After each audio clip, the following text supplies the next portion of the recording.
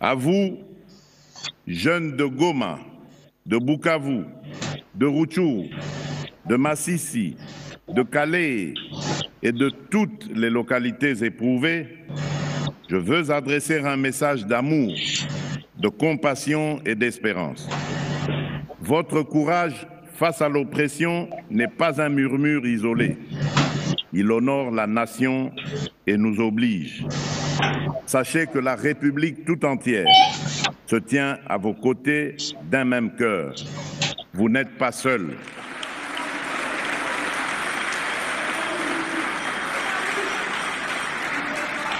Le prix de la résistance que vous payez est la sève d'un Congo nouveau. Garant de la nation, j'ai pris l'engagement personnel d'œuvrer sans relâche pour abréger vos souffrances, rétablir la paix et la sécurité et hâter le retour à la vie normale sur l'ensemble du territoire national.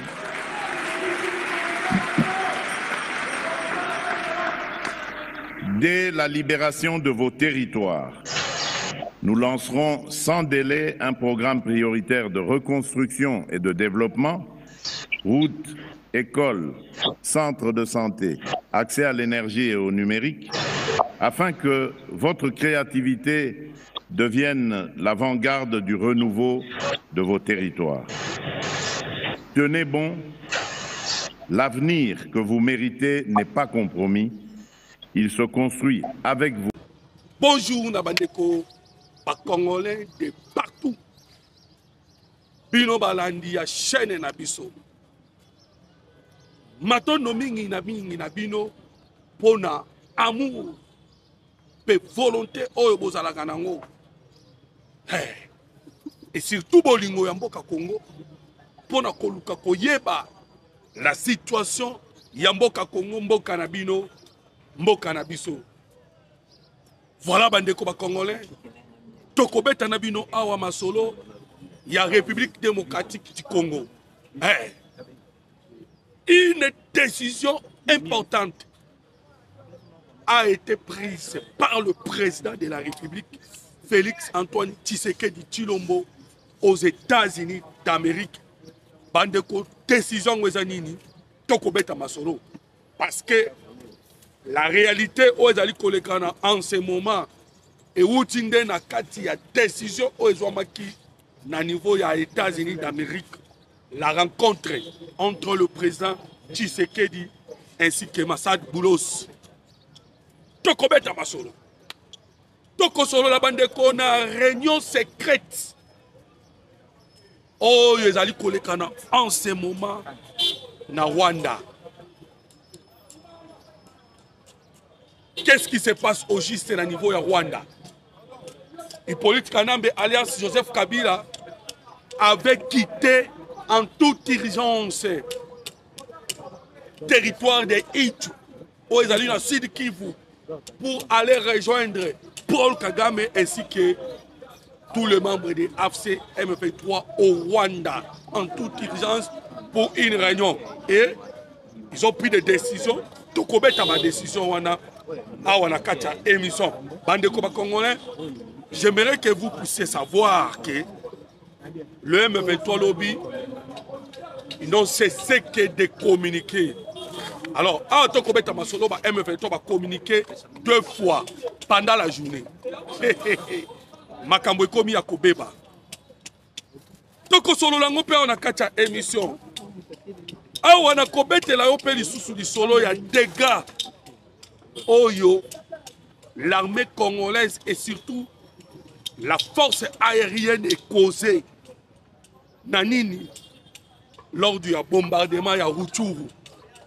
Bandeko, des missiles solaires ont été ciblés par l'armée congolaise. Bandeko, la logistique Yabayi M23 AFC réduit en poussière.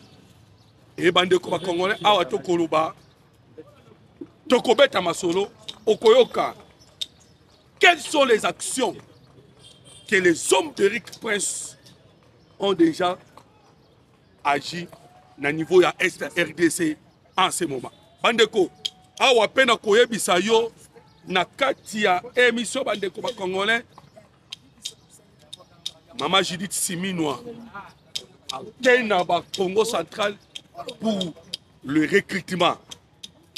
Pourquoi Tokobeta Masolo? Alors on a kosenga na simplement aimer mon émission, kobosa na te partager pour que et permettre bandeko ba congolais pour bazali partout bayeba makambo ezali kolekana na République démocratique du Congo mboka na bino mboka na biso. Alors bandeko ba congolais kande na uti ko annoncer na ebandeli ya émission que les dégâts causés par les avions de chasse bandeko na isa kibino ke pa avion de chasse ongana kobeta masolo awa na minute oyo kaka le président Tshisekedi yemoko muto yebi l'arsenal militaire nango en ce moment. Rien que le président Tshisekedi. Awa, les restes à Congolais ba yebite. Quelle sorte des armes que nous possédons? Quelle sorte des avions de chasse Tozanayango? Le Rwanda a cherché les informations ajoutées. Oui, Bénin. Lobby. Parce que awa est commis tomber changer. Les attaques est commis nocturnes. Vous imaginez que nos drones, nos CH4 et commis na Boutou, na minuit et Matili Kolo, mais ils ont repéré très bien. Vous imaginez que Makambo est commis au sérieux. Je ne sais pas, n'a pas drone CH4, mais en vrai dire, j'ai drone ou yebanité. Comme yebanité, moi je dis simplement drone, disons drone. Les dégâts ont été causés dans Bissoké. Les Rwandais na bisoké ba M23 awato koloba tous les autorités M23 ba na Rwanda en fuite bango tout baza en fuite ils sont au Rwanda. Pourquoi personne azali en ce moment na kobeta bino masolo atamoko a se sentir à la sécurité na Est République démocratique du Congo mututa komi mona na sécurité bango tout ba komi kobanga bakimi mbangu na Rwanda des réunions ekoti et je vous informe que bandeko ba congolais au moment où toko beta bino masolo na tongo ya lelo bandeko ba congolais na frontière ya RDC na ngai koloba na frontière ya Rwanda na Burundi ça chauffe déjà. Ça chauffe. Kagame, étant un sanguinaire, il a pris la décision, il y a guerre. Kagame a eu décision à guerre. Bande Kouba Congolais, je vous l'ai dit. Kagame a eu décision à guerre. Dans la réunion, il y a le bika à la guerre. Oui, je vais avancer. Mais je voulais simplement vous dire que Makamouya Yalobaki, le ministre, n'a qu'à saluer par ses Azali. Son Excellence, en tout cas, Zamba Pamboula. Parce que, awa, oye vraiment na kotali salikambu, que le M23 a brigade avancée. Mais au niveau des États-Unis, d'Amérique, bandeko, n'aimsa kibino que nous sommes collés canalelo sur le terrain et routine na États-Unis d'Amérique. Na États-Unis d'Amérique, mouya ya lobi boye bandeko. Le ministre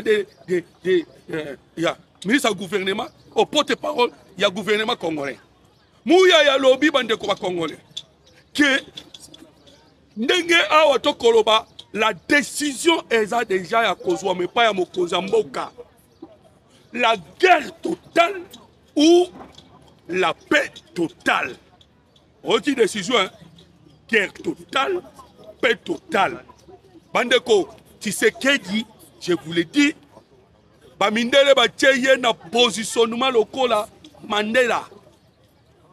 Je vous dis la vérité, non?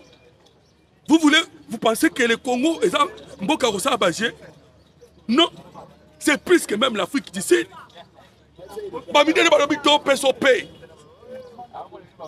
Je vous dis, dirigeants Mboko, il y en a des secrets belés, ce sont les multinationaux. Multinationales. Multinationales. Oh, nous sommes firmes na bango. Balobi boye. Njela Tshisekedi a joué cette fois-ci. Vous savez que Tshisekedi a dit Koloba, P pour la RDC, le Rwanda, Bandeko, le président Tshisekedi a changé bataille. Oui, que bataille n'est pas commune. Génocide congolais. Bayebissié, nous allons élever ton nom. Nous allons faire de toi une grande personne. Nous allons te couronner. Toko pesa yo ba prix Nobel. Toko sala no boye. Renoncer na bataille, il y a reconnaissance, il y a génocide congolais. Le président Tshisekedi a dit non. Je ne peux pas trahir les 15 millions de morts. Je ne peux pas trahir Bandeko. C'est ça ce qui est de temps en temps. La motivation, il y a encore soutenir Tshisekedi et Zali qui allait l'ôter. Parce que nous aussi, ceux qui ont moni biso to ekoloba na média, c'est dans l'objectif de faire la guerre autokobenga, la guerre médiatique. Bandeko, parce que cette guerre médiatique, yangonde toko sala na tina ke tolandela ba oyo bakufaki. Bakufaki injustement. Injustement, on a tué nos frères, on a tué les Congolais. 15 millions de morts. Nan de salamate mukili mobimba. Tozali c'est le peuple na mukili mobimba. Oh to kufa ebele pour na minerai na biso. Parce que cause la guerre et a minerai. Voilà pourquoi toko saluer la position ya Mokonzi Mboka alobaki pas question. Bandeko, masolo na kobete ya bino, c'est au niveau des États-Unis d'Amérique. Emmanuel Macron, des multinationales, Massad Boulos et les restes, ils sont allés demander à Tshisekedi de renoncer à la guerre et à génocide. Tshisekedi n'a pas de question. Lorsque le président Tshisekedi a zongi na Congo, parce que la décision a joué qui a Roboya pour renoncer à la bataille à génocide congolais, cette décision, les Congolais doivent savoir que, et écoutez Bisso, c'est ainsi que Paul Kagame, tant qu'il y a une décision, Bandeko, Kagame a bangi pourquoi? Ayebi que Bitumba ya reconnaissance du génocide congolais est égal à suivi à Kagame. Pourquoi? Parce que les Congolais vont réclamer la justice. Bandeko, justice baranda kangote sans que baye ba vérité. Vérité zanini. Vérité c'est que Kagame a tué au Congo. Il a tué au Congo comment? Parce qu'il était soutenu par les Américains. Et les Américains, c'était des multinationales, des entreprises. Bandeko. Et Kozaka Bango, voilà place Maman Lalikam. Voilà pourquoi je vous ai dit que au niveau des États-Unis d'Amérique, le président Tshisekedi avait pris une décision importante. Oyo, le lo Oyo, Rwanda Tali, Bayi Rwanda Mamonike, Baza devant l'enclume et les marteaux. Kagame Mamonike, Baza devant l'enclume et les marteaux, a choisi la décision de Tshisekedi, il y a la guerre, il y a reconnaissance à génocide congolais, il y a un Ekoluka. Voilà. Oui, lobby. J'aime souvent vous donner des documents pour que on ne fabrique pas. Lobby. Je vais donner mon numéro de téléphone à la fin de l'émission. Pour que Bandeko Congolais tout. Parce que moi, contre l'injustice aux Alikoleka dans la République démocratique du Congo. C'est ainsi que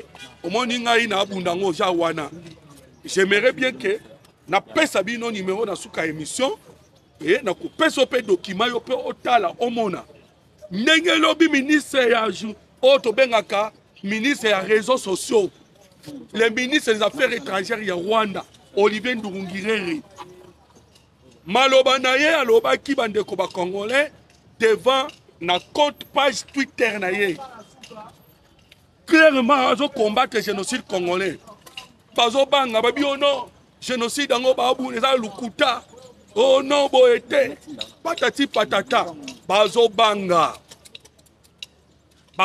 bandeko ba congolais pona Tshisekedi pona ye soki pe bobome me ya kotika te akozonga simate na bitumba ya génocide congolais alors yoka sikoyo frappe au bazui auto bengi bazobenga yango bango moko armée congolaise babenga yango les attaques nocturnes babeti Walikali babeti Masisi babeti Uchu babeti na Uvira bandeko rébellion en débandade na sina Uchu koyebisa bino tous les autorités libanda mais donc en frappant nos forces spéciales bake kobeta ba mercenaires bandeko webi na ninga kaso na lo balikambu naza na ba preuve naza na vidéo tellement moyen à repérer Sabino Amnoto Zate.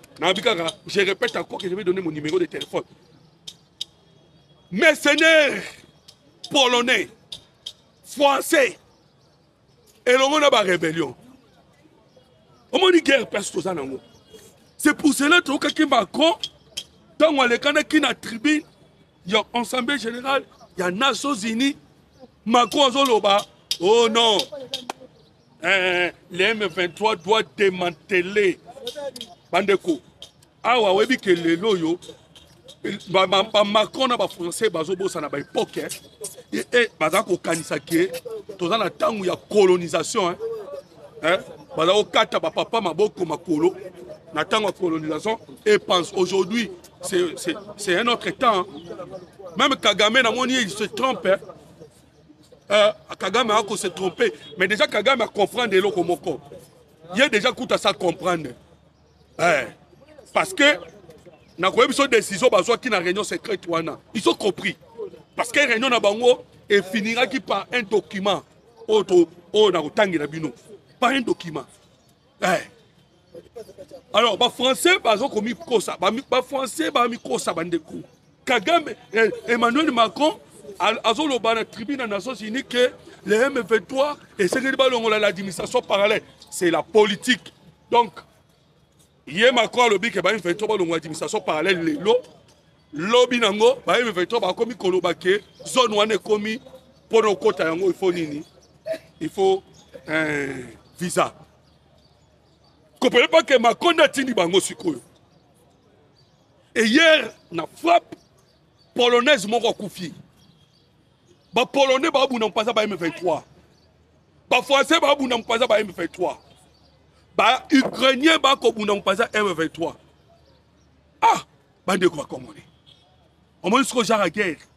C'est eux. Baza derrière, c'est M23 pour nous combattre.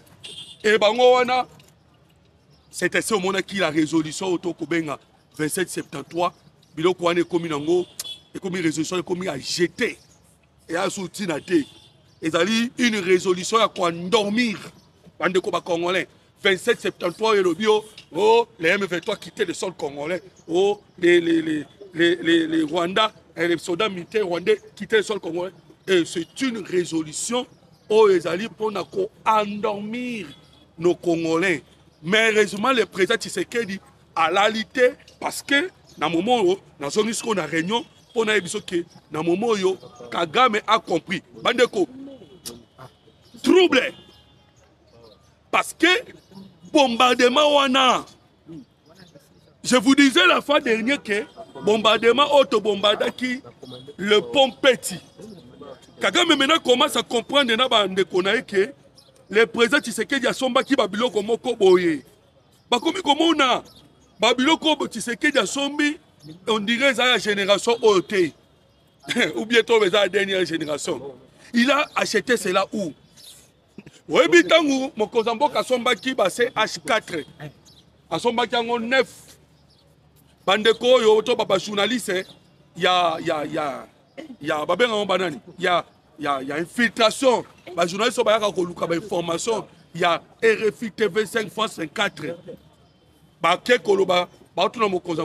Nous savons que tu as acheté les avions d'un CH4 au nombre de 9. Oh, le président Tshisekedi a dit, vous êtes suffisamment informé. Hein? Qui vous a dit que nous avons acheté cela? Bandeko, parce que dans le niveau de la présidence, ainsi que dans le niveau de sol congolais, Bandeko, il y avait des traîtres. Il y avait des traîtres. Et ces traîtres, Bandeko, Bango Anandem, tu as dit que information. Balongwe, si ko balongwe, ba traître, balongwe. Bandeko, bon, vous avez information.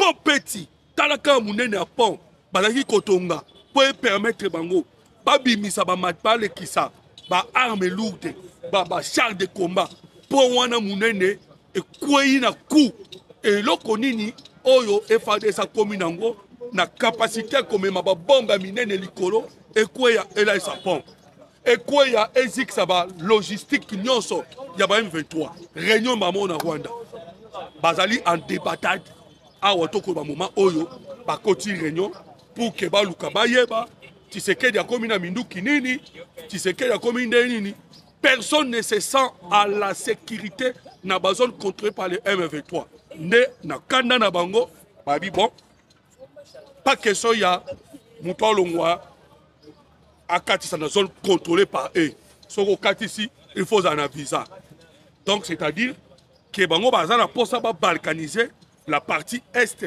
il y a République démocratique du Congo alors comme bango bazana pour ça ba balkaniser c'est ça l'objectif il y a Kagame na ya Hippolyte Alliance Joseph Kabila ezalaki uta kala nyonso ba lukandeni ba balkaniser mais maintenant la RDC va passer à la vitesse supérieure. Vitesse supérieure, c'est la récupération. Congolais. Il y a tous les territoires congolais où ils sont sous contrôle. Déjà, tout est bien préparé. Pourquoi na Koloba 48 postes. Il y a Pesika Burundi et Moko. Burundi a Kotsaki. Parce que vous avez vu que Burundi a à peu près 12 000 hommes. Lobby Awa. 30 camions sous ce côté. Avec des militaires pleins. Voilà la décision au Naoutikoye Bissau que parce que les après-midi à Otokobeta Masolo après réunion secrète au Ekotaki na Rwanda bayi Rwanda babimi Watokoloba ezanani Laurence Kanyuka a communiqué deuxième communiqué la journée moko sans parler na ba compte Twitter na ba Twitter nyonso au senti que ba baza vraiment frustré pe baza en debandade et ba communiquer ba big non ba boaki doa mais biso de tous qui ba to di boso ko déchirer doa bango pe ba bi ba boaki doa Tshisekedi a violé nini a violé Otobengi déclaration de principe ya doa comme il a violé cela bango moyen sous ba continuer exacté basa la guerre Pandeko. Les M23 veulent maintenant faire la guerre officiellement avec le Congo. On a décision et na Rwanda. Et to yebi déjà que le M23, c'est la brigade avancée. Il y a M. Paul Kagame, il y a retourné dans la RDF. Donc, les Congolais, comprenez qu'à un moment où il y a une décision de sa guerre.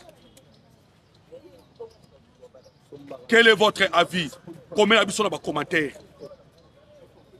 Comment va commentaire avis na ozani ndeko congolais na décision oyo Rwanda tolobi M23 T parce que M23 AFC c'est la brigade avancée à Rwanda balobi guerre sikoyo yo ndeko congolais na commentaire olobi nini parce que bano c'est guerre mais ngai oya ngai avis ezali pe avis ezake. Notre pays, c'est le pays le plus riche du monde. Notre peuple, c'est le peuple le plus puissant au monde. Ngamna lobby. Peuple congolais, c'est le peuple le plus puissant au monde. Ngamna lobby, Nzambe Moutaloba. Dans la Bible, prophète Esaïe Moutalobi, que le peuple congolais est le peuple le plus puissant. Et puis le Congo est le pays le plus riche. Donc, nous sommes riches. Potentiellement, naturellement, et nous sommes riches spirituellement. Voilà. Puisque même Israël, je vous dis, parce que selon la prophétie, il y a un grand prophète dans Mukili Oyo, Nakomba William Branham, alors que l'épouse de Christ, à cause de Mukili Mobimba, mais na Congo l'épouse de Christ, à cause de moi Mingi. Obi épouse ce qu'on a la valeur ni. Tant on poni moi si c'est-à-dire moi c'est à puissante, à partie na yo, azali yo. Voilà, on est allé prophète ndebalobi bongo. C'est ainsi que moi je suis en train de dire que nous allons gagner la guerre. to gagner yango. Et c'est le temps même que tu as to gagné guerre. Parce que Nzamba fixe à temps. Dieu fixe le temps. On attend la vie à moutou, même manga. Tant ils allaient au Luka manga n'était été. Tant yo que son manga on reçoit. Tellement que nous avons souffert et nous avons perdu 15 millions. Nos mamans ont été violées. Alors, si il y a combien de temps, il faut tous à la libérer.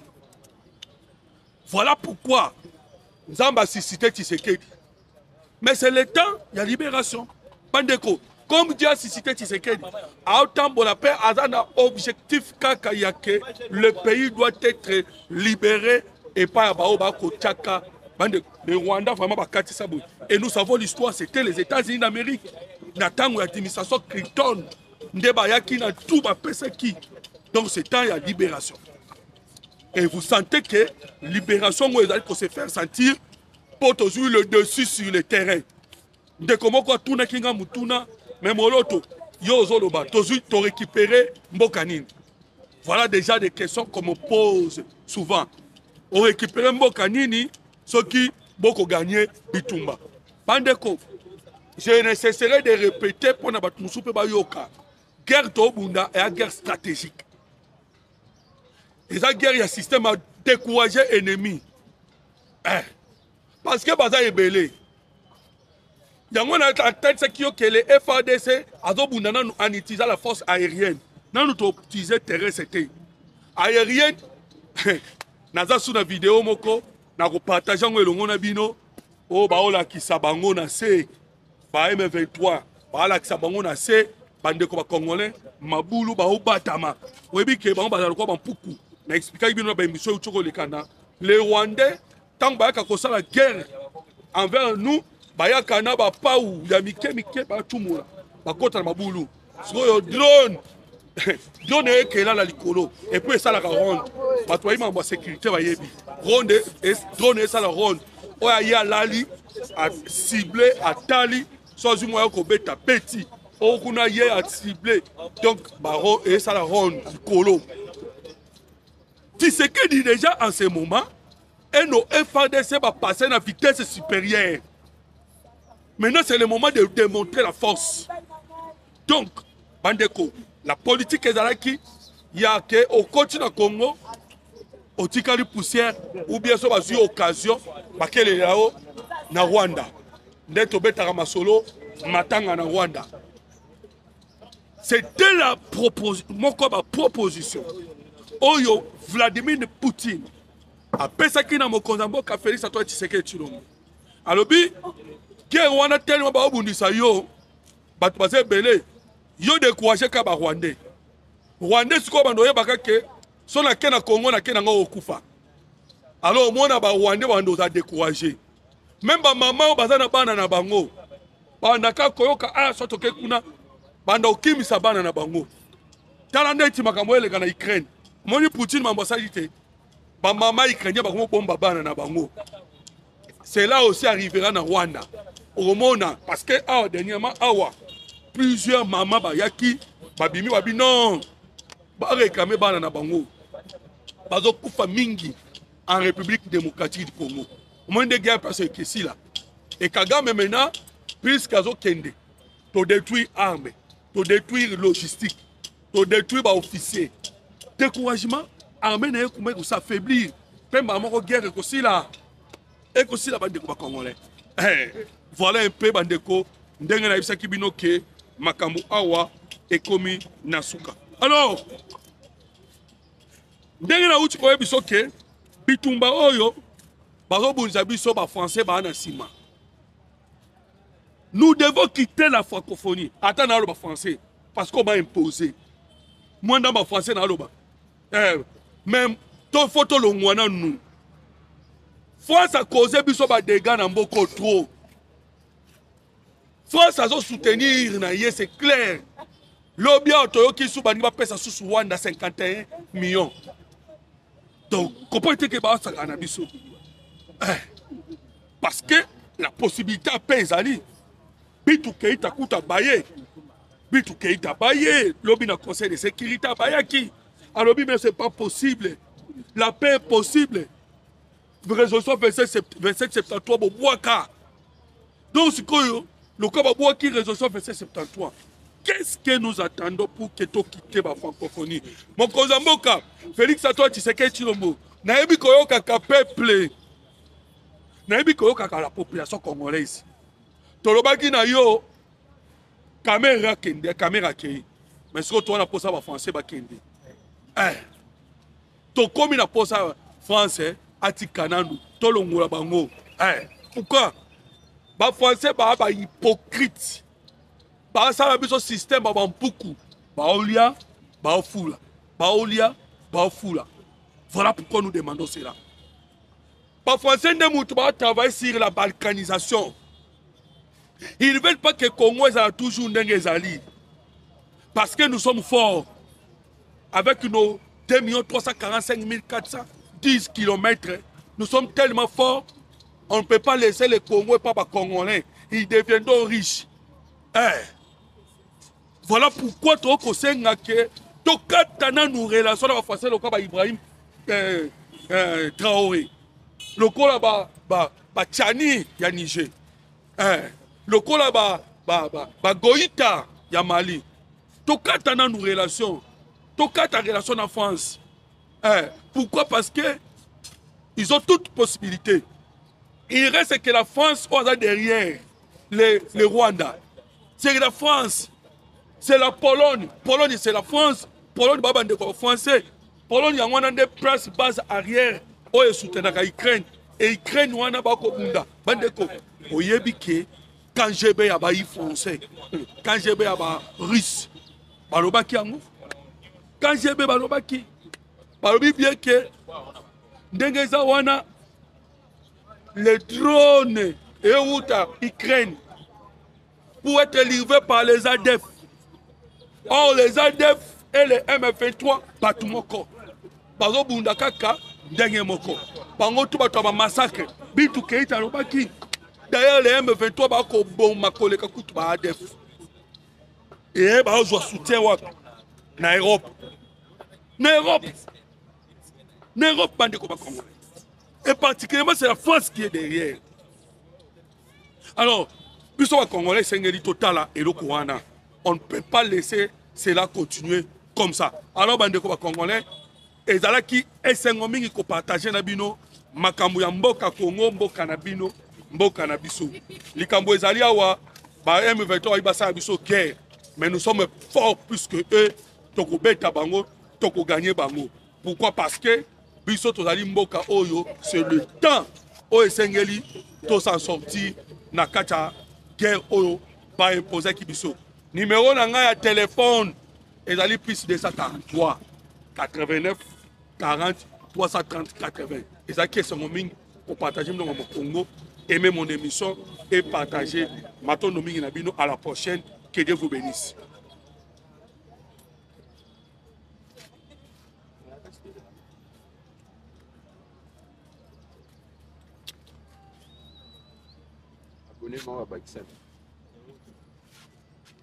Yo zo bangana loba loba pona loba suni muto aloba dia moniki